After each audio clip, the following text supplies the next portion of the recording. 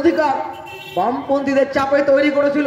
আমি তড়িৎ বাবুদের কাছে গল্প শুনেছি যে দিল্লিতে যখন 100 দিনের কাজের প্রকল্প নিয়ে আলোচনা হচ্ছে, তখন সংসদে দাঁড়িয়ে মনমোহন সিং বলছেন যে 100 দিনের কাজের প্রকল্প চালু করতে গেলে সরকারের অনেকগুলো টাকা যাবে। সোনিয়া গান্ধী বলছে বামপন্থীরা সিপিআইএম, এদের পেছনে সিবিআই ইডি থাকে না, এরা সত্যনিষ্ঠের সঙ্গে সংসদে আসে। এরা একটা বলছে এরা আপনার পেছনে মন্ত্রিত্বের জন্য ঘোরাঘুরি করেনি, অমুক দপ্তর দাও তমুক দপ্তর দাও। এরা আপনাকে একটা কথা বলছে, একটা প্রকল্প চালু করার জন্য আপনি চালু করুন। সেই প্রকল্প বামপন্থীদের চোখে চালু হয়েছে। আর আজকে যদি বামপন্থীদের আপনি ভোট দেন, আজকে যদি আমরা দেবদূত ঘোষদেরকে, সুজন চক্রবর্তীদের সংসদে পাঠাতে পারি, মোহাম্মদ সেলিমরা যদি, দীপশিতা সৃজনরা যদি সংসদে যায়, একটা ভালো সংখ্যার আসন নিয়ে যদি দিল্লিতে সিপিআইএম বামপন্থীরা দিল্লির সংসদে প্রতিনিধিত্ব করে, আমরা বাধ্য করব দিল্লির সরকারকে 26,000 টাকা করে শ্রমিকদের বেতন দেওয়ার জন্য। আমরা বাধ্য করব সমস্ত ক্ষেত্রের শ্রমিকদের ইপিএফ স্কিমে 10,000 টাকা করে পেনশন দেওয়ার কথা বলতে। আমরা বাধ্য করব অসংগঠিত শ্রমিকদের জন্য সামাজিক সুরক্ষায় আরো প্রকল্প চালু করতে। আপনি সরকার তৈরি করেন, ভোট দেন। আপনি বিরোধীদের বক্তৃতা শুনেছেন? আমি মাঝে মাঝে শুনি কি বলছে, পারস্পরিক দোষারোপ ছাড়া আপনি ওই বক্তৃতায় কিছু পাবেন না। আমার দেশ ভারতবর্ষ আরো এগোবে, ঝকঝকে ঝকমকে হবে, জগৎ সভায় শ্রেষ্ঠ আসন লাভ করবে বলে 2014 সালে ভালো দিন আসবে, সুন্দর দিন আসবে বলে আপনি মোদীকে প্রধানমন্ত্রী বেছে নিয়েছিলেন। আর 2024 সালে দাঁড়িয়ে আপনি বলছেন সেদিন স্লোগান ছিল আচ্ছা দিন আয়েগা, আর এখন মানুষ বলছে इतना बुरा दिन कभी नहीं आया, सबसे बुरा दिन है इंसान के लिए, सबसे बुरा हालत में इंसान है, ऐसा दिन कभी नहीं आया। আপনাকে अच्छे दिन বলে বাজারে গিয়ে আপনাকে জিনিসপত্রের দাম বাড়িয়ে দিল। আপনাকে अच्छे दिन বলে বলল ভারত জগৎ সভায় শ্রেষ্ঠ আসন লাভ করবে, আর ভারতবর্ষ পাকিস্তান, বাংলাদেশ, নেপাল, ভুটানের নিচে চলে যাচ্ছে খাদ্য সূচকে। ভারতবর্ষ মানব উন্নয়ন সূচকের নিচে চলে যাচ্ছে। ভারতবর্ষের সংসদে বিরোধীদের কণ্ঠস্বর শোনার সময় ভারতবর্ষের প্রধানমন্ত্রী নেই। ভারতবর্ষের কৃষকরা, অন্নদাতারা, যারা আমার আপনার জন্য ফসল ফলায়, তারা হচ্ছেন দিল্লির উপকণ্ঠে গিয়ে উপস্থিত হচ্ছেন। কৃষকের ফসলের ন্যায্য দাম পাওয়া যায় না, কৃষি ঋণ মকুব করে না ভারতবর্ষের সরকার। আর টাটা, বিড়লা, আদানি, আম্বানিদের লক্ষ কোটি টাকার ঋণ মকুব করে এই সরকার। আপনি ভাবছেন ভালো আছেন, বলছে পার্টি উইথ এ ডিফারেন্স। এত আলাদা রকমের পার্টি নাকি বিজেপি পার্টির থেকে আলাদা পার্টি নেই। এমন ডিফারেন্স পার্টি যে ইলেকটোরাল বন্ডে কয়েক হাজার কোটি টাকা তুলল। প্রথম যখন ইলেকটোরাল বন্ড নিয়ে সংসদে সিপিআইএম এর রাজ্যসভার সংসদ ছিলেন কমরেড সীতারাম ইয়েচুরি, আমাদের পার্টির general secretary comrade Sitaram Yechury যখন সংসদে বক্তৃতা করছেন ইলেকটোরাল বন্ড নিয়ে, তখন মাত্র 22 জন সাংসদ রাজ্যসভায় তার বক্তৃতা শুনছেন। অন্যরা ক্যান্টিনে গিয়ে চা মুড়ি খাচ্ছেন। বলে সীতারাম কি বলছে, শোনার কি দরকার আছে? সীতারাম বক্তৃতা করছে, কেউ হাসছে, কেউ শুনছে না। সেদিন ইলেকটোরাল বন্ড নিয়ে কমরেড সীতারাম ইয়েচুরি যা বলেছিলেন, আজকে ইলেকটোরাল বন্ড নিয়ে আমার আপনার সামনে চলে এসেছে। আজকে 200 টাকা এয়ারটেলে রিচার্জ করেন, 4 তারিখের পরে 230 টাকা রিচার্জ করবেন। আমার মতন অনেকেই আছেন যারা টেলমা করতে প্রেশারের ওষুধ খান। কত দাম বেড়েছে টেলমার, কত দাম বেড়েছে আপনার জীবনদায়ী ওষুধের। প্রত্যেকটা ওষুধ কোম্পানির থেকে ইলেকটোরাল বন্ডে টাকা নিয়েছে, ওরা ইলেকটোরাল বন্ডে চাঁদা নিয়েছে। আর আপনার কাছে ওষুধের দাম 100 গুণ, 200 গুণ, 300 গুণ, 400 গুণ, 500 গুণ হয়েছে। আজকে একজন আমাকে মেসেজ পাঠালো, আমি জানি না, যে আমি তাকে বললাম যে আমিও জানি না আমি কি, আমার আয়ু কতদিন। বললো এরকম দার্শনিক কথা বলছো। আমার দার্শনিক কথা না বলে উপায় কি? যে কোভিশিল্ড ভ্যাকসিনটা আমি আপনি 1, 2, 3 করে নিয়েছি, first dose, second dose, booster dose. আজকে কোভিশিল্ড ভ্যাকসিনটা নেওয়ার পরে আমার আপনার স্ট্রোক হতে পারে, হার্ট অ্যাটাক হতে পারে। আর সেই সময় দাঁড়িয়ে এই কোভিশিল্ড ভ্যাকসিনটা জোর করে আমাকে আপনাকে দেওয়া হয়েছে। আর আমাকে আপনাকে দেওয়া হয়ে বলছে এই কোভিশিল্ড ভ্যাকসিন নিরাপদ। আর এই কোভিশিল্ড ভ্যাকসিন দেওয়ার ফলে কত তরুণ তাজা প্রাণ তারা হচ্ছে যা। আর যে কোম্পানি অ্যাস্ট্রাজেনেকা তারা হচ্ছেন ইলেকট্রাল বন্ডে কয়েকশো কোটি টাকার চাঁদা দিয়েছে। আমাকে একজন বলছে বড় বড় কোম্পানির তো নাম নেই, আমার সব আছে পিছনে আছে, সব আছে পিছনে আছে।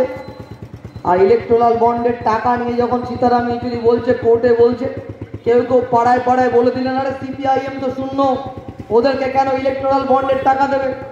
আর ওদেরকে যারা বলছেন সিপিআইএম তো শূন্য তাদেরকে বলুন যে কেরালায় 10 বছর হতে চললো সিপিআইএম এর সরকার আছে, কেরালায় সিপিআইএম এর সাংসদ আছে, সেখানে ইলেকট্রাল বন্ডের টাকা নেবার প্রয়োজন হয়নি। 2017 সালে সিপিআইএম যখন শূন্য ছিল না, তখন দিল্লির একেজি ভবনে রতন টাটা 25 লাখ টাকার চেক নিয়ে গিয়ে বলছিলেন আমি এই পার্টি ফান্ডে চাঁদা দিতে চাই। আমার পার্টির জেনারেল সেক্রেটারি বলেছিলেন ওই চাঁদা আমরা নেব না, ফিরিয়ে দিয়েছিলেন, কোর্টে গেছিলেন। আর কোর্টে যাওয়ার জন্য আজকে ইলেকট্রাল বন্ড কেলেঙ্কারি আপনার আমার সামনে এসেছে। আর এই কেলেঙ্কারি বলে না যে জগায় থাকলে মাথায় থাকবেই। বিজেপি যদি 1 নম্বর হয় ইলেকট্রাল বন্ডের টাকায়, তাহলে 2 নম্বর তৃণমূল কংগ্রেস। দাদা যদি হয় তাহলে দিদি বলছে ও যদি করে আমি বা পিছিয়ে থাকবো কেন, দিদি দ্বিতীয়তে আছেন। আর ইলেকট্রাল বন্ডের টাকা না নেওয়া পার্টিটার নাম হচ্ছে সিপিআইএম পার্টি। একজন আমায় জিজ্ঞাসা করছিল যে এই ব্যারাকপুরে এত হাই পিচের নির্বাচন, আপনারা তো নির্বাচনের দায়িত্বে আছেন, আমাদের এত পোস্টার ঝান্ডা এত কম কেন, এত ফ্লেক্স কম কেন, আপনারা পাচ্ছেন না কেন? আমি তাদেরকে বললাম ওই যে লাল ঝান্ডাটা দেখছেন ওটাও আপনার 5 টাকা 10 টাকায় দেওয়া টাকায় কেনা তৈরি, এটাও কোনো বন্ডের টাকা নয়, এগুলো ইমোশনাল বন্ডের টাকা। আমার এই যে ফ্লেক্সটা দেখছেন, কোনো মানুষ রিক্সা চালক মানুষ হয়তো তার ঘামে ভেজা 10 টাকাটা মুড়িয়ে আমার পতাকার উপর দিয়েছে, বা আমার ওই কৌটোর নাড়ানোতে আমার কৌটোর মধ্যে ঢুকিয়ে দিয়েছেন, সেই 10 থেকে আমার 100 টাকা হয়েছে, আমি একটা প্লেট লাগিয়েছি, আমার 200 টাকা হলে আমি 4টে প্লেট লাগিয়েছি। আমার তো বন্ডের টাকা নেই, কিন্তু দেওয়াল দখল করে ফেলেছে, চারপাশে ঝান্ডা ব্যানারে মুখ ঢেকে যাচ্ছে। কিন্তু ব্যারাকপুরের সাংসদ 5 বছর ব্যারাকপুরের জন্য কি বলেছেন কোথাও কোনো হিসাব নেই। 5 বছর লোকসভায় ব্যারাকপুরের জন্য কি বলেছেন কোথাও কোনো কথা নেই। 5 বছরে তিনি দেশের নীতি পরিবর্তন, দেশের নীতির জন্য কি বলেছেন কোথাও কোনো হিসাব নেই। সব জায়গায় একটাই কথা, আর কি বার 400 পার। আমার ভারতবর্ষে দাঁড়িয়ে 400 পার হবে না। দিল্লিতে বিজেপির সরকার হচ্ছে না, কোথা থেকে হবে? দাক্ষিণাত্যে ভরসা। কেরালায় বিজেপি একটা আসনও পাবে না, তামিলনাড়ুতে বিজেপি একটা আসনও পাবে না, অন্ধ্রপ্রদেশে বিজেপি একটা আসনও পাবে না, কর্ণাটকে বিজেপি একটা আসনও পাবে না। তো পাবে কোথেকে? সব ভোট এই উত্তরপ্রদেশে একা ভোট হয়। এমনকি রাজস্থানেও বিজেপি গতবার যে সব পেয়েছিল তা পাবে না, তারপরও দাঁড়িয়ে দিল্লিতেও সব পাবে না, মধ্যপ্রদেশেও সব পাবে না। তাহলে পারে দিল্লিতে বিজেপি সরকার কোনখানে হবে তার হিসাব নেই।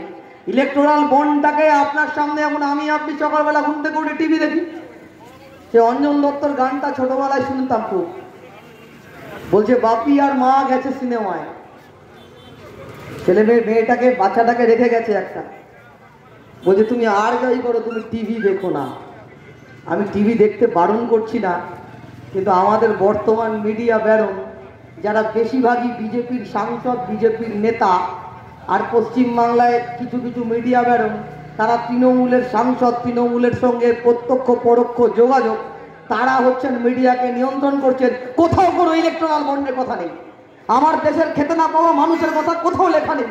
ভারতবর্ষ যে দরিদ্রদের দেশ, এই মুহূর্তে ভারতবর্ষ পৃথিবীর সবচেয়ে বেশি গরিব মানুষের বাস হচ্ছে ভারতবর্ষে, সবচেয়ে বেশি বেকার ছেলে মেয়ের বাস হচ্ছে ভারতবর্ষে, সবচেয়ে বেশি না খেতে পাওয়া ছেলে মেয়ের বাস হচ্ছে ভারতবর্ষ।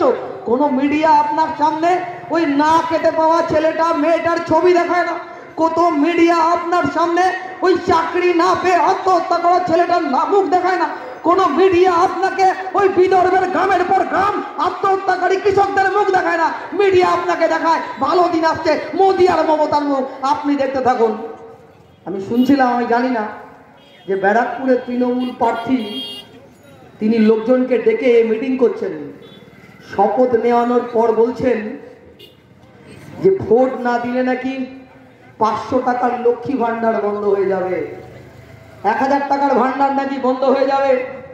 আমাকে এক দিদি বলছিলেন, খুবই দুস্থ পরিবার, বলল নিয়ে গেছে, নিয়ে গিয়ে শপথ গ্রহণ করিয়েছে যে যদি তৃণমূলকে ভোট না দেয় তাহলে পারে 500 টাকা আর 1000 টাকার বন্ধ হয়ে যাবে। আমি ওই দিদিকে মাথায় হাত দিয়ে বললাম যে আপনি আমার দিদি হন, বামপন্থীরা সিপিআইএম কখনো মিথ্যা প্রতিশ্রুতি দেয় না। সিপিআইএম যদি শক্তিশালী হয় আপনার 500 টাকা 1000 টাকা বন্ধ হবে না, কিন্তু আপনি 500 টাকা 1000 টাকা হাতে নিয়ে বাড়িতে গিয়ে দেখেন আপনার ছেলেটা না খেয়ে ঘুমিয়ে আছে, আপনি মাথায় হাত দিয়ে বলেন বাবু খাসনি কেন? বলল পাশের বাড়ির লোকটা বলেছে যে লজ্জা করে না, 25 বছর বয়স হয়ে গেছে, বেকার, আর তুই কোনো কাজ করছিস না, তাই আমি মুখ কালো করে ঘুমিয়ে আছি। আর আমি আপনাকে কথা দিচ্ছি বামপন্থীরা যদি শক্তিশালী হয় কোনো ভান্ডার বন্ধ হবে না, কিন্তু বাড়িতে গিয়ে আপনি আপনার ছেলেটা মেয়েটার হাসি মুখ দেখবেন।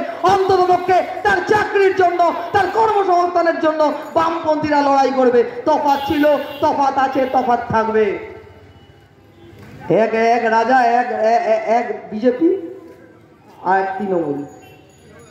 আমাদের ব্যারাকপুর নাকি হাই পিচের সিট, রোজ খবর কল্যাণী রোডের ধারে জমি বিক্রি হয়ে গেছে, কল্যাণী রোডের ধারে জমি বিক্রি হয়ে গেছে।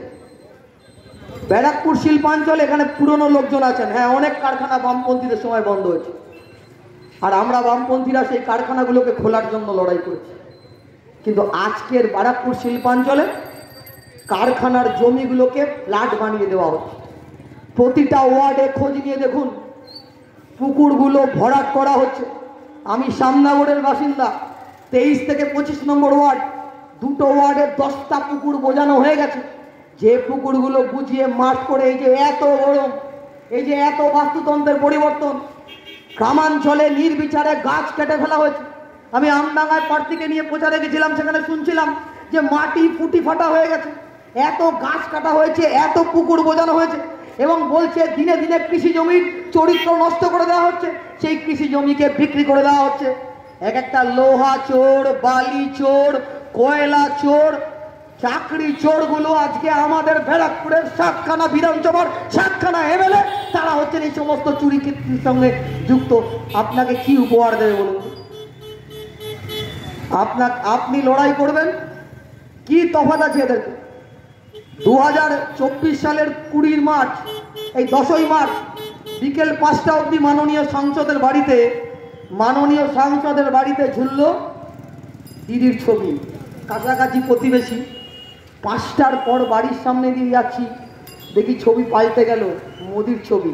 আমি একজনকে জিজ্ঞাসাই করে ফেললাম, দাদা ছবিটা কি বাড়িতে রেডিমেড থাকে, যখন খুশি পাল্টে দেন? বললো এবার দেখছেন ভোটের পর আবার পাল্টে দিতে পারে ছবি, কোনো ঠিক ঠিকানা নেই।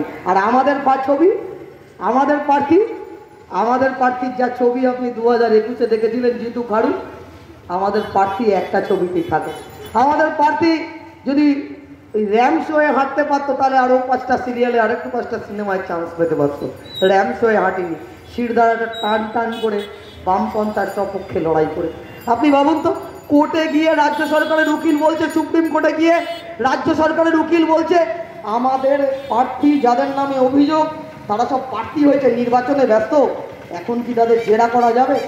আমার আপনার কোটি কোটি টাকা গেল, এতগুলো ছেলে মেয়ে যারা চাকরির জন্য কোটি কোটি টাকা দিল, আবার এই চাকরির লিস্টে যোগ্য ছেলে মেয়েগুলো আছে যারা চাকরির পরীক্ষায় যোগ্যতার সঙ্গে উত্তীর্ণ হয়েছিল। এই সরকারের কেয়ারলেসনেসে, এই সরকারের অপদার্থতায় চাকরি গেল, আর ওই লোকগুলো, অযোগ্য লোকগুলো চাকরি পেল। ছোটবেলায় বাড়িতে যখন পড়তে চাইতাম না, মা তখন মাথায় হাত বুলিয়ে বলতো যে লেখাপড়া করে যে গাড়ি ঘোড়া চড়েছে। আমি এখন মাকে বাড়িতে মাঝে মাঝে বলি যে দেখো লেখাপড়াটা বেশি করিনি, ভালোই আছে। আমি বললো কেন? আর লেখাপড়া করে যে কলকাতার রাস্তায় জল ঝড় বৃষ্টিতে বসে থাকে, যে যোগ্য চাকরি প্রার্থীরা কলকাতার রাস্তায় বসে আছে, নয়তো বিধাননগরে গিয়ে ধর্ণা দিচ্ছে, নয়তো কলকাতায় গিয়ে পুলিশের লাঠিচার্জের সম্মুখীন হচ্ছে, চাকরি পাচ্ছে না। একজন বলছে এই সব চক্রান্ত করে ফাঁসিয়ে দেওয়া হয়েছে। কে বলেছিল পার্থ চট্টোপাধ্যায়কে বান্ধবের ঘাটির তলায় কোটি কোটি টাকা রাখতে? কে বলেছিল শেখ শাহজাহানকে? সে সন্দেশখালী থেকে ফিরছি, মিনাখা বাজারের সামনে দেখি বিরাট মার্কেট, একজন চা খেতে নেমেছি, একজন বলছে এটা শাহজাহানের মার্কেট। আমি বললাম সেই শাহজাহান যে 64,000 ভোটে জেলা পরিষদে জিতেছে? বললো ওই শাহজাহান। তার কদিন পরে দেখলাম শাহজাহান অ্যারেস্ট। আবার দেখলাম শাহজাহানের ওই ভান্ডারে প্রচুর অস্ত্র। আমাদের ব্যারাকপুরেও শাহজাহানের ভান্ডারের অস্ত্র এসছে। সন্দেশখালী মানুষ যদি প্রতিবাদ করত, তাদের জমিতে লোনা জল ঢুকিয়ে দেওয়া হতো। সন্দেশখালীর মা বোনেদের রাত্রিবেলাতে পিঠে খাওয়ার জন্য পার্টি অফিসে যেতে বলতো। আর আমাদের ব্যারাকপুরের তৃণমূল কংগ্রেসের যিনি প্রার্থী, তিনি গেছিলেন সন্দেশখালীতে সমস্যার সমাধান করতে। মা মরে বোনেরা যখন, সাধারণ মানুষ যখন অত্যাচারে ক্ষতবিক্ষত কাঁদছে, তখন তিনি ঢোল কীর্তন বাজাচ্ছেন কীর্তন। তারপর মানুষ যখন রুখে দাঁড়ালো, পালিয়ে এলেন।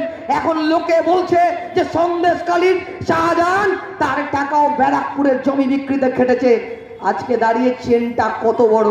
আর যে শুভেন্দু অধিকারী বলছে শাহজাহানকে গ্রেপ্তার করতে হবে, যিনি এখন বিজেপির সম্পদ, একসময় তৃণমূল কংগ্রেসের 2 নম্বর নেতা ছিলেন, সমস্ত চাকরি বাকরি দুর্নীতির সঙ্গে যা পেয়েছিল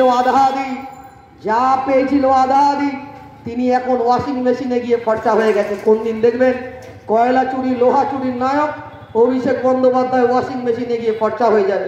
চিদম্বরমের বাড়ি পাঁচিল টপকে পুলিশ গ্রেপ্তার করতে পারে, অরবিন্দ কেজরিওয়ালকে পুলিশ ধরে নিয়ে যেতে পারে। আর কালীঘাটের টালির চালা বা গড়িয়াহাটে ভাইপোর বাড়ি থেকে ইডি অফিসের দূরত্ব 4 কিলোমিটারও নয়। ইডি আর সিবিআই ভাইপোর বাড়িতে, পিসির বাড়িতে পৌঁছতে পারে না। আর পশ্চিম বাংলার দুর্নীতির এপিসেন্টার হচ্ছে তৃণমূল কংগ্রেসের কালীঘাট আর ওই গড়িয়াহাট। সেই দুর্নীতির এপিসেন্টারে পৌঁছে যায় না। অনেকে বলে তো যে এত লোককে গ্রেপ্তার করে কি হবে, একটা গ্রেপ্তার করলে তো সব গ্রেপ্তার হয়ে যাবে। ভাবতে পারেন আপনি বামফ্রন্টের আমলে কখনো দেখেছেন যে এমএলএ তার মোবাইল ফেলে দিচ্ছে পুকুরের জলে, আর তারপরে হচ্ছে সেই পুকুর ডুবুরি হচ্ছে এমএলএর তুলে নিচ্ছে, ওই আপনার বলে মোবাইল তুলছে? আপনি কখনো দেখেছেন যে তৃণমূল কংগ্রেসের নেতা, আমার পার্টির অনেক নেতাকে আপনি দেখেছেন? সিবিআই ইডি তখনও ছিল, এখনো আছে। 1,38,460 জন চাকরি পেয়েছে এই আপনার এসএসসিতে পশ্চিমবাংলার বামফ্রন্ট সরকারের আমলে। 2011 সালের পর অনেক সিট হয়েছে, অনেক তদন্ত কমিশন হয়েছে। বুদ্ধবাবুকে চোর দুর্নীতিগ্রস্ত প্রমাণ করা যায়নি, কোর্টের রায়ে কারোর চাকরি বরখাস্ত করা যায়নি, কাউকে টেনে হিজড়ে সিবিআই বা ইডির কাছে হেফাজতে কথা বলানোর জন্য টেনে নেওয়া যায়নি। এটাই আমাদের গর্ব, বামপন্থার গর্ব, সিপিআইএম এর গর্ব। আর আজকে পশ্চিমবাংলার রাজনীতিতে এই কলুষিত মুখগুলো, আর পশ্চিমবাংলায় দাঁড়িয়ে, ভারতবর্ষে দাঁড়িয়ে দেশ রক্ষা করা, দেশের সম্পদ রক্ষা করার ভোট। আমাদের পার্টি তার নির্বাচনী ইশতেহারের প্রথম লাইনেই বলেছে যে ভোট হচ্ছে দেশ রক্ষা করার, দেশ বাঁচানোর লড়াই। 17টা লোকসভা নির্বাচন হয়েছে, সমস্ত নির্বাচনে রাজনৈতিক ইস্যু ছিল। এবারের বড় ইস্যু হচ্ছে দেশ রক্ষার ভোট। সতপাল মালিক নির্বাচনে 2019-এর নির্বাচনের পর সতপাল মালিক বলছেন যে 2019 সালে যে পুলওয়ামা কাণ্ড ঘটানো হয়েছিল তা শুধুমাত্র বিজেপিকে নির্বাচনে সুবিধা করে দেওয়ার জন্য। সমস্ত তথ্য বেরিয়ে আসছে। গত লোকসভা নির্বাচনে মানুষের খাদ্য, বস্ত্র, বাসস্থানের রিচু সামনে আনা হয়নি, মানুষের রুটি রুজি কর্মসংস্থানের কথা সামনে আনা হয়নি। আর এবারের নির্বাচনে দাঁড়িয়ে, এই দেশ রক্ষার নির্বাচনে সামনে দাঁড়িয়ে কখনো রামকে নিয়ে আসা হচ্ছে, কখনো আল্লাহকে নিয়ে আসা হচ্ছে, কখনো সংবিধানকে নিয়ে আসা হচ্ছে। ভারতবর্ষের সংবিধানকে বদলে দেওয়ার চেষ্টা হচ্ছে, ভারতবর্ষকে টুকরো টুকরো করবার চেষ্টা হচ্ছে। যে ভারতবর্ষ দীর্ঘ প্রক্রিয়ার মধ্যে দিয়ে যে ভারতবর্ষ তৈরি হয়েছে, সেই ভারতবর্ষের মানচিত্র পরিবর্তন করার চেষ্টা হচ্ছে। যে সংবিধান ভারতবর্ষের গণতন্ত্রের রক্ষা কবচ, সেই সংবিধানকে পরিবর্তন করার চেষ্টা হচ্ছে। এ লড়াই দেশ বাঁচানোর, এ লড়াই সংবিধান বাঁচানোর, এ লড়াই তিরঙ্গা ঝান্ডাটাকে রক্ষা করার, ভারতবর্ষের স্বাধীনতা সংগ্রামের ঐতিহ্যকে রক্ষা করার সংগ্রাম। এ লড়াই অনেক বড় লড়াই। আর এর লড়াইয়ে তৃণমূলকে দিয়ে আপনি বিজেপির সঙ্গে মোকাবিলা করতে পারবেন না। বিজেপির এদের ইতিহাস হচ্ছে দেশদ্রোহের ইতিহাস। আমাদের কাছে বীর হচ্ছে সুভাষচন্দ্র বোস, আমাদের কাছে বীর হচ্ছে ক্ষুদিরাম, আমাদের কাছে বীর হচ্ছে প্রফুল্ল চাকি, বিনয় বাদল দীনেশ, আমাদের কাছে বীর হচ্ছে ভগৎ সিংরা। আমার বাংলা 42-এর ভারত ছাড়ো আন্দোলনের সাক্ষী। আমার বাংলা দুহাতে দেখেছে মাতঙ্গিনীর লাশ। আমার বাংলা কাঁধে নিয়েছে ক্ষুদিরাম, প্রফুল্ল চাকি। আমার বাংলা কাঁধে নিয়েছে বিনয় বাদল দীনেশদের লাশ। আমার বাংলা এই দেশদ্রোহীদের চেনে, যে যারা দেশের স্বাধীনতা সংগ্রামে বিশ্বাসঘাতকের ভূমিকা পালন করেছে। 42-এ গান্ধীজি যখন বলছেন ভারত ছাড়ো, তখন এই অটল বিহারী বাজপেয়ীরা বিশ্বাসঘাতকের ভূমিকা পালন করছেন।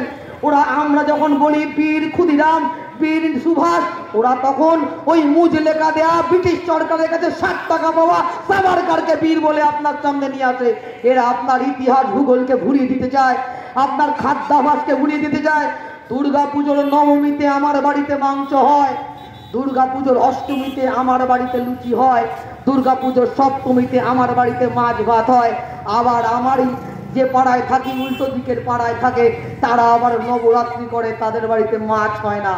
আবার আরেকটু দূরে গেলে পারে দুর্গা পুজোর দশমীর দিন কারুর কারুর মহরম পড়ে। এইটা আমার ভারতবর্ষ। আমার মাছ খাওয়ার অধিকার আমার থেকে কেড়ে নেওয়া হোক। আমার ফ্রিজে কি মাংস থাকবে তা কেউ ঠিক করে দেবে। আমি কোন ছেলেকে ভালোবাসবো, কোন ছেলে কোন মেয়েকে ভালোবাসবে, এটা ওরা ঠিক করে দিচ্ছে। সেই সময় দাঁড়িয়ে অস্থির সময় দাঁড়িয়ে দেশটাকে রক্ষা করতে হবে, দেশের সংবিধানকে রক্ষা করতে হবে, স্বাধীনতা সংগ্রামের সুমহান ঐতিহ্যকে রক্ষা করতে হবে। অনেকের মনে হচ্ছে আমার তো কোনো অসুবিধা নেই, যা আছে ভালো আছে। টিভির রঙিন প্রচারে অনেকের চোখ ঝলমল করছে, ঝলসে যাচ্ছে, মনে হচ্ছে মোদি হ্যায় তো মুমকিন হ্যায়। আর আমরা বলছি সর্বনাশ আপনার দরজায় কারা করা নাড়ছে। প্রতিদিন রাতে আপনার স্বদেশ বিক্রি হয়ে যাচ্ছে, প্রতিদিন রাতে আপনার স্বদেশকে টুকরো টুকরো করার চক্রান্ত হচ্ছে। এই সময় আপনাকে প্রতিরোধের চাবুক, প্রতিবাদের চাবুক ওঠাতে হবে, দেশকে রক্ষা করতে হবে। আর স্বাধীনতা সংগ্রামের সেই সুমহান ঐতিহ্য নিয়ে বামপন্থীদের পথ চলা ওই চোর চোট্টা চিটিংবাজ, তারা তৃণমূল ওই বিজেপির মোকাবিলা করতে পারবে না। ওদের মোকাবিলা করতে প্রয়োজন উন্নত মতাদর্শ, আর সেই মতাদর্শ আছে বামপন্থীদের মধ্যে। স্বাধীনতা সংগ্রামের রক্ত দিয়েছি। লাহোর ষড়যন্ত্র মামলা, মিরাট ষড়যন্ত্র মামলা, একের পর এক মামলা হয়েছে বামপন্থীদের নামে। স্বাধীনতার পরে 53 সাল, 54 সাল ট্রামবাড়া বৃদ্ধির বিরুদ্ধে আন্দোলন, শিক্ষক আন্দোলন, খাদ্য আন্দোলন, সেই আন্দোলনে নেতৃত্ব দিয়েছে লাল ঝান্ডা। কখনো লড়াইয়ের রাস্তা থেকে আমরা সরে যাইনি, তাই আমরা কখনো আপোষ করিনি। কুৎসা, মিথ্যাচার, অপপ্রচারকে তুড়ি মেরে উড়িয়ে দিয়ে বামপন্থীরা ভারতবর্ষের মাটিতে লড়াই করেছে। আর যারা মনে করেছেন, যারা মনে করেন যে সংসদে বামপন্থীদের হারিয়ে দিলাম, শূন্য করে দিলাম, তাদেরকে অমর্ত্য সেনের একটা কথা বলতে চাই। অমর্ত্য সেনকে যখন বলা হচ্ছিল যে এদেশে বামপন্থার কোনো ভবিষ্যৎ নেই, অমর্ত্য সেন তখন বলছিলেন যদি বামপন্থার এদেশে কোনো ভবিষ্যৎ না থাকে তাহলে দেশটারও কোনো ভবিষ্যৎ নেই। উদ্বাস্তুদের দেশ ছাড়া করার জন্য এনআরসি, সিএ হচ্ছে। সাংসদ কি যেন নাম, ওই সিনেমা করতে টিকটক করে, নুসরাত জাহান, সে হচ্ছে টিকটক করছে, ভিডিও করছে, সংসদে নেই। দেবকে জিজ্ঞাসা করা হলো এনপিআর, এনআরসি, সিএ হচ্ছে, কি হবে? বললো আমার এখন শুটিং আছে। রেল বিক্রি হয়ে যাচ্ছে, সৌগত রায়কে বলা হচ্ছে, কি হলো? আমাদের সাংসদের কথা বাদই দিন, আমাদের সংসদ লোকসভায় যায়নি, তার কথা বাদ দিন, যারা গেছে তাদের। বললো এখন নয়, মমতা বলেছে ধর্মতলায় প্রতিবাদ করতে হবে। এদের দিয়ে আপনি দেশ বাঁচানোর লড়াই করতে পারবেন না। তাই দেশ বাঁচানোর লড়াই সিপিআইএম, বামপন্থীরা, গণতান্ত্রিক ধর্মনিরপেক্ষ শক্তিগুলোকে একত্রিত করে তারা হচ্ছেন এই লড়াই লড়বে, কারণ দেশ বিপন্ন। কেউ কেউ বলছেন যে এতদিন ধরে এত লড়াই করার পরে কংগ্রেসকে সাথে নিয়ে বামপন্থীরা লড়ছে। আমি তাদেরকে বলবো যে আমাদের দেশ যখন স্বাধীনতার জন্য লড়াই করছিল, দেশকে যখন স্বাধীনতার জন্য ব্রিটিশদের বিরুদ্ধে, ব্রিটিশ তাড়াতে আমরা অগ্রসর হয়েছিলাম, তখন আমার ভারতবর্ষে অনেক মত, অনেক পথ এক জায়গায় চলে এসেছিল। আজও আমাদের এই সাম্প্রদায়িক উন্মাদদের দেশ ছাড়া করতে হবে। আর এই চোর চোট্টা ধোঁকাবাজ প্রতিযোগিতামূলক সাম্প্রদায়িকতার আমদানিকারক তৃণমূলকে বাংলা ছাড়া করতে হবে। তাই অনেক মানুষ চাই, অনেক মত, অনেক পথ, তাদের সকলকে এক জায়গায় মিলিয়ে দেশ রক্ষা করতে হবে। আর বামপন্থীরা আপনাদের সেদিনও কথা দিয়েছিল। শিকাগোর হে মার্কেটে দুদিন আগে মে দিবস পালন করেছি। শিকাগোর হে মার্কেটে যখন পুলিশের গুলিতে রক্তাক্ত ছেলেটি সে তখন নিজের জামাটাকে আকাশে উড়াচ্ছে, পথ পথ করে লাল ঝান্ডা উঠছে, আর অন্য সাথীদের বলছে যে সাথী তোমরা এগিয়ে যাও, এখনো অনেক অনেক লড়াই বাকি। আবার আদালতে যখন মে দিবসের আসামিদের আদালতে তোলা হচ্ছে, সেই আদালতে দাঁড়িয়ে মে দিবসের নায়করা বলছেন আজ আপনি আমাকে চুপ করে দিতে পারেন, একদিন আমার কথা গোটা পৃথিবীতে বাংময় হবে, গোটা পৃথিবীর মানুষ একদিন আমার কথা বলবে, আমরা যে কথা বলতে চেয়েছিলাম সে কথা বলবে। তাই বামপন্থীরা লড়াইয়ে ছিল, লড়াইয়ে আছে, লড়াই হারিয়ে যায়নি। আপনাদের কাছে আবেদন, আমাদের প্রার্থী দেবদূত ঘোষ, যিনি শুধু সিরিয়াল সিনেমাতে অভিনয় করেন এমন নয়, টালিগঞ্জে যিনি অসংগঠিত শ্রমিকদের সংগঠিত করার কাজ করেছেন, যিনি টেকনিশিয়ানদের সংগঠিত করেন, যিনি বিভিন্ন সময়ে দাঁড়িয়ে বঞ্চিত প্রতারিত আর্টিস্টদের পক্ষে লড়ে যান, সেই মানুষটি ব্যারাকপুর লোকসভায় আমাদের প্রার্থী, সংসদে সেই মানুষটাকে পাঠাতে হবে। আর আমরা বামপন্থীরা আমরা লাল ঝান্ডা রইলাম আপনার অধিকার রক্ষার জন্য, আপনার অধিকার আদায়ের জন্য। আমরা রাজপথ থেকে সংসদ আমরা রইলাম, আপনি শুধু আশীর্বাদ করুন। আপনার আশীর্বাদ ভারতবর্ষের ইতিহাসে নতুন মালিক ফল রচনা করবে। আপনার একটা ভোট, যে মানুষ আমাদের ভোট আগে দেননি, যার মনের মধ্যে হয়তো আমার মতো কোনো নেতার জন্য অভিমান জন্মে আছে, আমাদেরকে ফেলে দিন, ছড়িয়ে দিন। কিন্তু বামপন্থার যে পুনর্জাগরণ হচ্ছে, এই মুহূর্তে গোটা বাংলায় নতুন নতুন ছেলে মেয়েরা তারা লাল ঝান্ডা হাতে নিয়েছে, আর হাতে নিয়ে তারা বামপন্থার পক্ষে গোটা পশ্চিম বাংলা জুড়ে প্রচার করছে। এই উন্নত বামপন্থা, এই পুনর্জাগরিত বামপন্থা ভারতবর্ষের মাটিতে নতুন ইতিহাস রচনা করবে। দেবদূত ঘোষকে আশীর্বাদ করুন, আমাদের প্রার্থীকে কাস্তে হাতুড়ি দ্বারা চিহ্নে ভোট দিয়ে বিপুল ভোটে জয়ী করুন। ইনকলাব জিন্দাবাদ, সিপিআইএম জিন্দাবাদ।